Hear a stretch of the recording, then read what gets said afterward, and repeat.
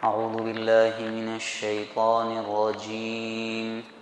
بسم الله الرحمن الرحيم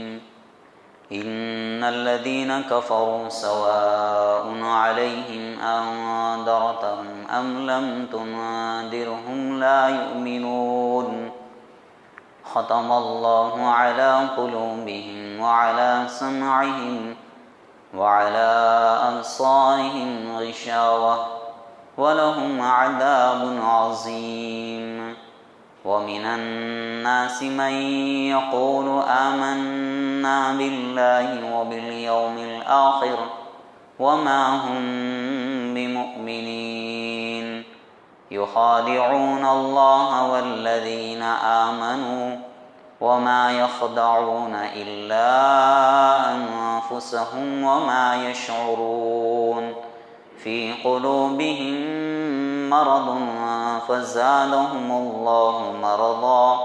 ولهم عذاب أليم بما كانوا يكذبون صدق الله العظيم۔ محترم دوستو بزرگو، آپ لوگوں کے سامنے سورہ بقرہ کی کچھ آیتوں کی تلاوت کی گئی۔ اس سے پہلے اللہ تبارک تعالیٰ نے بندوں کو یہ تعلیم دی تھی کہ وہ اللہ تبارک تعالیٰ سے صراط مستقیم کی طلب کریں۔ اہدنا الصراط المستقیم، اے اللہ تو ہمیں سیدھا راستہ دکھا۔ اس کے جواب میں اللہ تبارک تعالیٰ نے یہ پورا قرآن پاک اس کے سامنے رکھ دیا۔ اس کی ابتدائی آیتیں جن کا گزشتہ ہفتے آپ لوگوں کے سامنے کچھ تفصیلات پیش کی گئی، اس میں اللہ تبارک تعالیٰ نے مومنین کی صفت بیان کی تھی کہ اس کتاب سے فائدہ حاصل کرنے والے لوگ کون ہیں۔ اس کتاب سے فائدہ حاصل کرنے والے لوگ وہ ہیں جو تقوی والے ہیں، اللہ سے ڈرنے والے ہیں۔ اور پھر تقوی کی تفصیلات تھی کہ جو ایمان بالغیب رکھتے ہیں،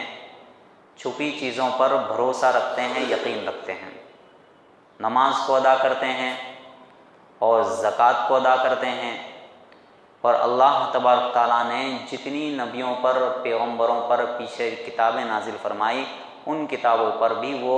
عقیدہ رکھتے ہیں، ایمان رکھتے ہیں، اور آخرت پر بھی ایمان رکھتے ہیں۔ یہ تقوی والوں کی صفات بیان کی۔ یہاں دو آیتوں میں کافرین کی صفات بیان کر رہے ہیں، انکار کرنے والوں کی۔ یہ قرآن پاک کا ایک انداز ہے کہ وہ باہم متضاد چیزوں کو ایک جگہ پر بیان کرتا ہے تاکہ سمجھ میں آ جائے۔ جہاں مومنین کا ذکر کرتا ہے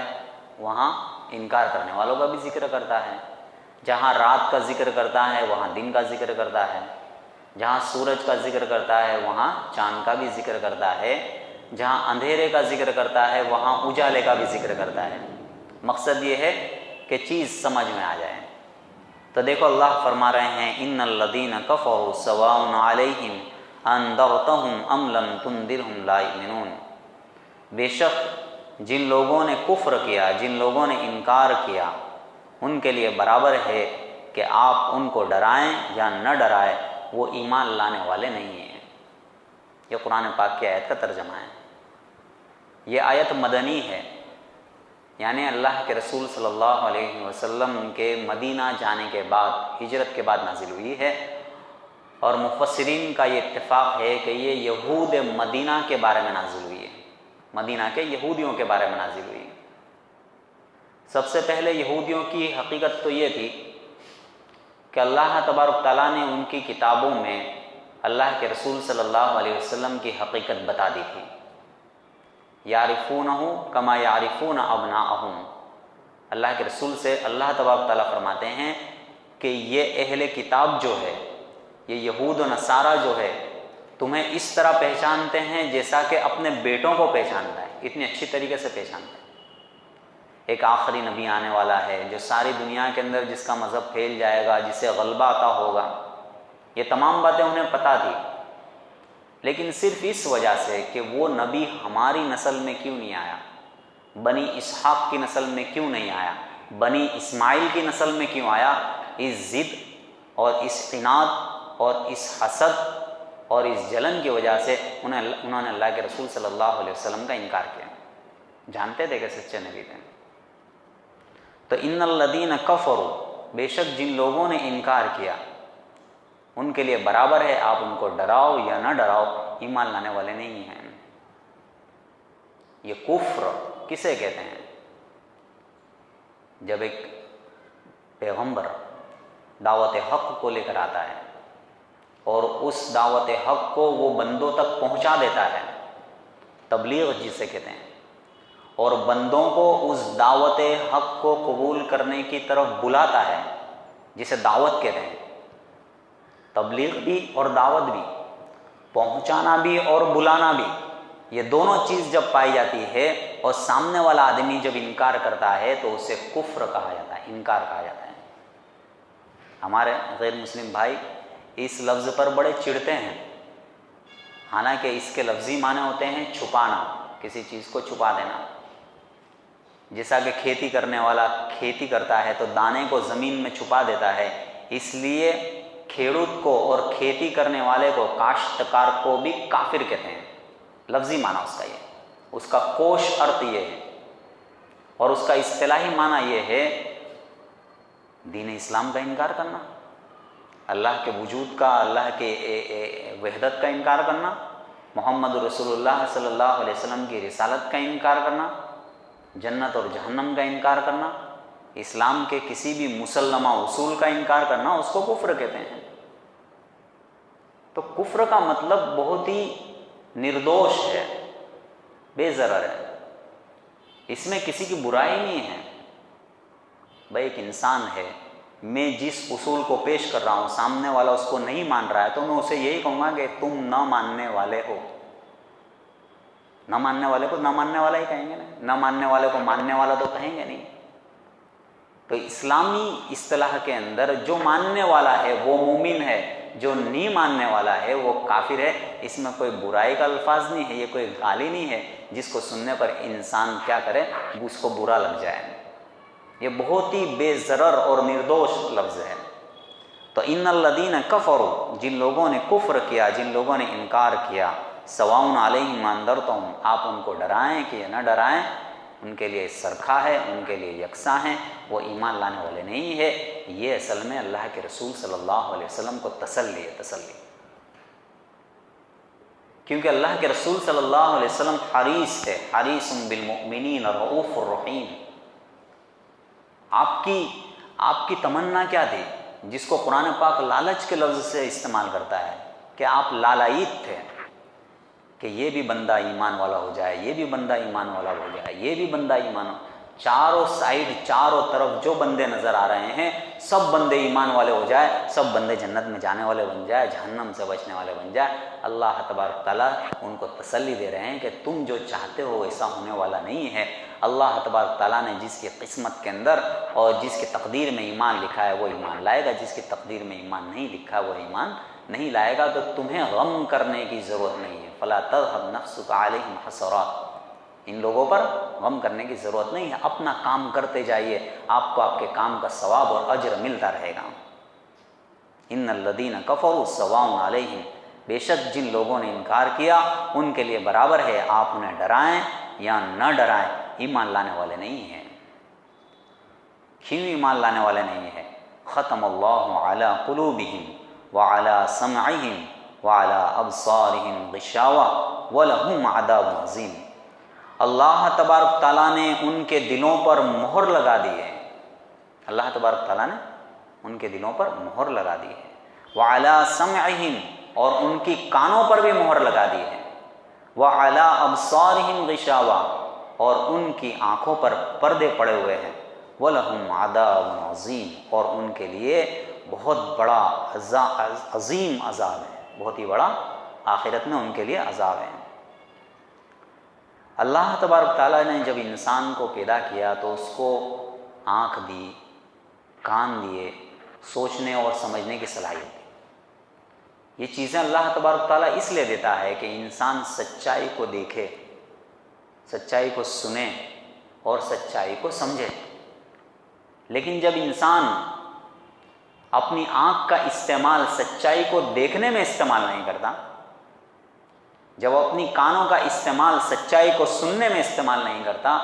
جب اپنے دماغ کا استعمال سچائی کو سمجھنے میں استعمال نہیں کرتا، تو پھر اللہ تبارک تعالیٰ اس کو بند کر دیتے ہیں۔ یہ اللہ تبارک تعالیٰ کرتے ہیں، لیکن انسان کی اپنی برائی کی وجہ سے وہ ایسا کرتے ہیں، کیونکہ اللہ کا نظام ہے وَالَّذِينَ جَاهَدُوا فِينَا لَنَهْدِيَنَّهُمْ سُبُلَنَا، جو ہمارے راستے میں کوشش کرتے ہیں، آگے بڑھتے ہیں، اللہ اس کے لیے راستہ آسان کر دیتے ہیں، ہموار کر دیتے ہیں۔ تو اسی طرح جو اپنی برائی میں آگے بڑھتے ہیں، جو اللہ کے انکار میں آگے بڑھتے ہیں، جو دین کے انکار میں آگے بڑھتے ہیں، جو اللہ کے رسول صلی اللہ علیہ وسلم کی رسالت کے انکار میں آگے بڑھتے ہیں، اللہ تبارک تعالیٰ ان کی ان صلاحیتوں کو بھی ختم کر دیتے ہیں۔ پھر کیا ہوتا ہے؟ سچائی کو سنتے ہیں تو سمجھ میں نہیں آتی ہے، سچائی کو دیکھتے ہیں تو سمجھ میں نہیں آتی ہے، سچائی کو سنتے ہیں تو کان میں جاتی ہے لیکن سنی انسنی ہو جاتی ہے۔ اسی بات کو یہاں پر بیان کر رہے ہیں، ختم اللہ علی قلوبہم، اللہ تبارک تعالیٰ نے ان کے دلوں کے اوپر مہر لگا دی ہے، اللہ تبارک تعالیٰ نے ان کے دلوں کے اوپر سیل مار دیا ہے۔ اس کا ترجمہ یہ بھی ہوگا، اللہ تبارک تعالیٰ نے ان کے دلوں پر چھاپ مار دی ہے، اس کا ترجمہ یہ بھی ہوگا، کیونکہ جب چیزوں پر سیل مار دیا جاتا ہے تو وہ چیزیں بند ہو جاتی ہے، پھر اس میں سے کوئی چیز باہر نہیں نکلتی اور اس میں کوئی چیز داخل نہیں ہوتی۔ مفسرین نے یہاں پر ایک بہت اچھا نقطہ بیان فرمایا ہے کہ جب ایک انسان برائی کرتا ہے تو سب سے پہلے اس کے دل کو کاٹ لگتا ہے، اس کے دل کو کاٹ لگتا ہے۔ جب وہ اس برائی میں آگے بڑھتا جاتا ہے تو پھر اس کے دل کے اوپر اللہ چھاپ مار دیتا ہے، مہر لگا دیتا ہے، اور پھر وہ اس برائی میں آگے بڑھتا ہے تو اللہ تبارک تعالیٰ اس کے دلوں پر تالے لگا دیتا ہے۔ تو یہ اللہ تبارک تعالیٰ نے یہاں پر کافرین کے بارے میں ارشاد فرمایا کہ وہ ایمان لانے والے نہیں ہیں۔ ایمان لانے والے کیوں نہیں ہے؟ کہ اپنی برائیوں میں وہ اتنے آگے بڑھ چکے ہیں کہ ان کے برائیوں کی سبب سے اللہ تبارک تعالیٰ نے ان کے دلوں پر اور ان کے کانوں پر مہر لگا دی ہے، اور ان کے آنکھوں پر پردے ڈال کر رکھے ہیں کہ سچائی کو دیکھ رہے ہیں پھر بھی کچھ نظر نہیں آ رہا ہے، سچائی کو دیکھ رہے ہیں پھر بھی کوئی نظر نہیں آ رہا ہے۔ اور یہ تو دنیا کی حالت ہے، وَلَهُمْ عَذَابٌ عَظِيمٌ، آخرت میں جب پہنچیں گے تو ان کے لیے بہت بڑا عذاب ہوگا۔ کیوں؟ اس لیے کہ انہوں نے حق کو جانا، سنا، سمجھا، اس کے باوجود اس کا انکار کر دیا۔ یہ دو آیتوں میں اللہ تبارک تعالیٰ نے کافرین کا ذکر کیا ہے، پیچھے کی 4-5 آیتوں میں اللہ تبارک تعالیٰ نے مومنین کا ذکر کیا ہے۔ اگلی کچھ آیتوں میں جس میں تھوڑی تفصیل ہے، اللہ تبارک تعالیٰ نے منافقین کا ذکر کیا ہے۔ منافق اس شخص کو کہتے ہیں کہ جس کے دل میں کفر ہو اور جو ایمان کو ظاہر کرے، جو اچھائی کو ظاہر کرے اور برائی کو چھپا لے رہے، جس کے قول اور فعل میں تضاد ہو، کہنی اور کرنی میں تضاد ہو، جو صبح میں کچھ بات کرے اور شام کو کچھ بات کہے، ایسے شخص کو منافق کہتے ہیں، ایسے شخص کو دمبی کہتے ہیں، ایسے شخص کو آڈمبر کرنے والا کہتے ہیں۔ اللہ تبارک تعالیٰ نے یہاں پر منافقین کے بارے میں تھوڑی تفصیلات بیان کی ہے، وہ اس وجہ سے تاکہ مسلمان ان سے چوکن نہ رہیں اور ان کے مکر و فریب سے دھوکہ نہ کھا جائیں، اس لیے اللہ تبارک تعالیٰ نے یہاں منافقین کا ذکر فرمایا ہے۔ وَمِنَ النَّاسِ مَن يَقُولُ آمَنَّا بِاللَّهِ وَبِالْيَوْمِ الْآخِرِ وَمَا هُمْ بِمُؤْمِنِينَ، اور کچھ لوگ ایسے ہیں جو یوں کہتے ہیں کہ ہم اللہ پر ایمان لے آئے اور آخرت کے دن پر ایمان لے آئے، زبان سے کہہ رہے تھے کہ آخرت کے دن پر بھی ہم ایمان لاتے ہیں، اللہ پر بھی ایمان لاتے ہیں، حالانکہ وما ہم بمؤمنین، حالانکہ وہ مومن نہیں ہے، وہ ماننے والے نہیں ہیں، وہ بلکہ انکار کرنے والے ہیں۔ اس کے پیچھے پورا ایک اتہاس اور پوری ایک تاریخ ہے۔ اللہ کے رسول صلی اللہ علیہ وسلم جب مکہ سے مدینہ ہجرت کر کے تشریف لے گئے تو سن 2 ہجری کے اندر بدر کا واقعہ پیش آیا۔ بدر کے واقعے سے پہلے تو وہاں کچھ لوگ دب کر بیٹھے رہے، دیکھیں کیا ہوتا ہے، لیکن جب بدر کے اندر اللہ تبارک تعالیٰ نے اللہ کے رسول صلی اللہ علیہ وسلم کو فتح نصیب فرمائی، تو آج جس طرح دنیا کے اندر سپر پاور ہوتی ہے، بڑی بڑی طاقتیں ہوتی ہے اور کچھ لوگ اس کے دوست بن جاتے ہیں، کوئی امریکہ کا دوست بن جاتا ہے، کوئی رشیا کا دوست بن جاتا ہے، اس وقت مدینہ میں 2 بڑے بڑے قبیلے تھے، اوس اور خزرج نام کے، اور کچھ یہودیوں کے بھی قبیلے تھے، بنو نذیر، بنو قریظہ، بنو قینقاع، اس نام کے کچھ یہودیوں کے بھی قبیلے تھے، اور یہ یہودی قبیلے ان دو قبیلوں کے دوست تھے، کسی نے اوس کے ساتھ جوڑ کر لیا تھا، کسی نے خزرج کے ساتھ۔ قبیلہ اوس کے اندر ایک آدمی تھا جو بڑا مانا جاتا تھا، عبداللہ بن ابی بن سلول، سب اس کو بڑا سمجھتے تھے، صلاحیت والا تھا، اور اللہ کے رسول صلی اللہ علیہ وسلم کے آنے سے پہلے اس کو بادشاہ بنانے والے تھے، اس کو بادشاہ اور بادشاہی کا تاج اس کے سر پر رکھنے والے ہی تھے کہ اسلام کی انٹری مدینہ میں ہوتی ہے، داخل ہوتے ہیں، اور اس کے 1 یا 2 سال کے بعد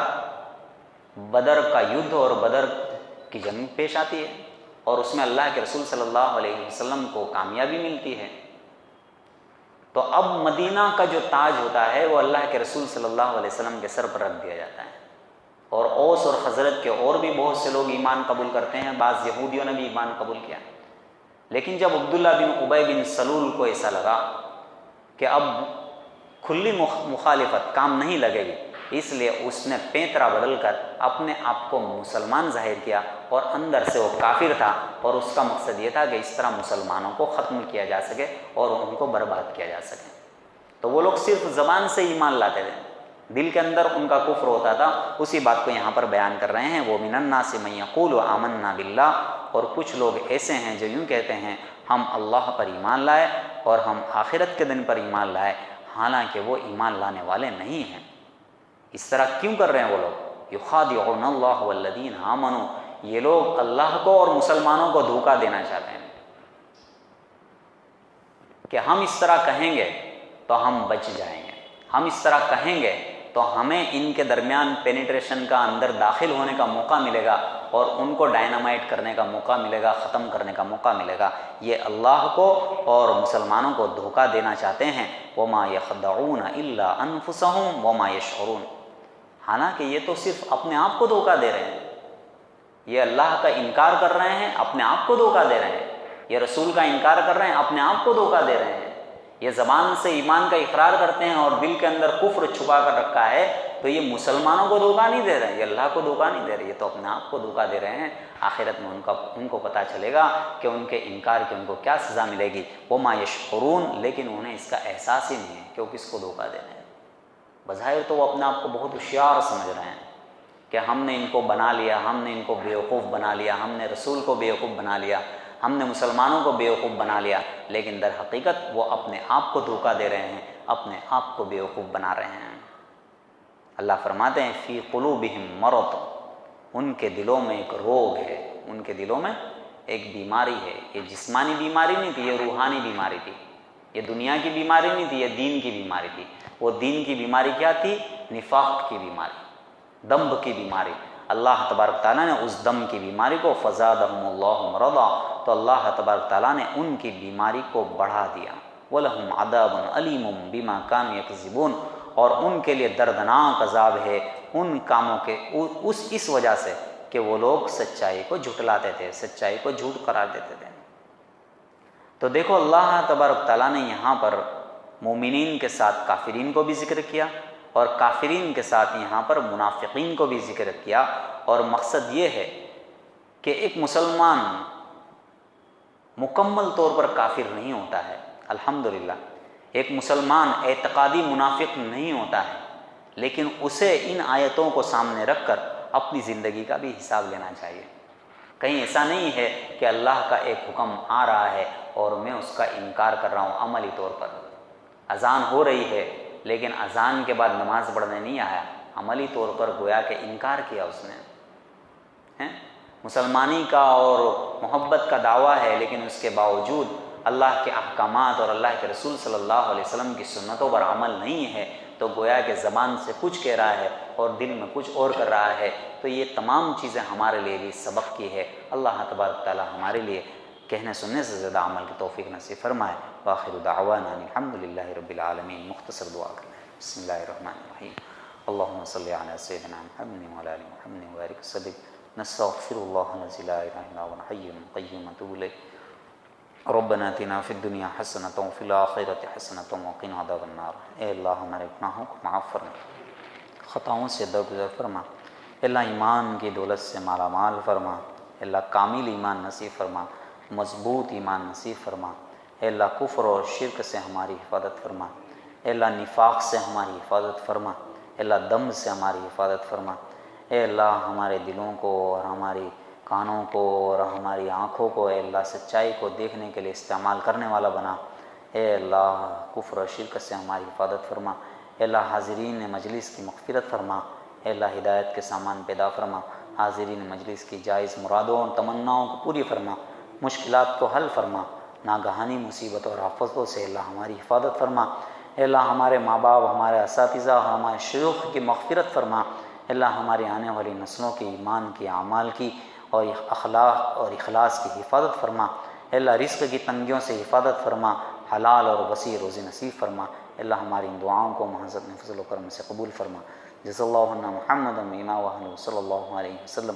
سبحان ربک رب العزت عما یصفون وسلام علی المرسلین والحمد للہ رب العالمین۔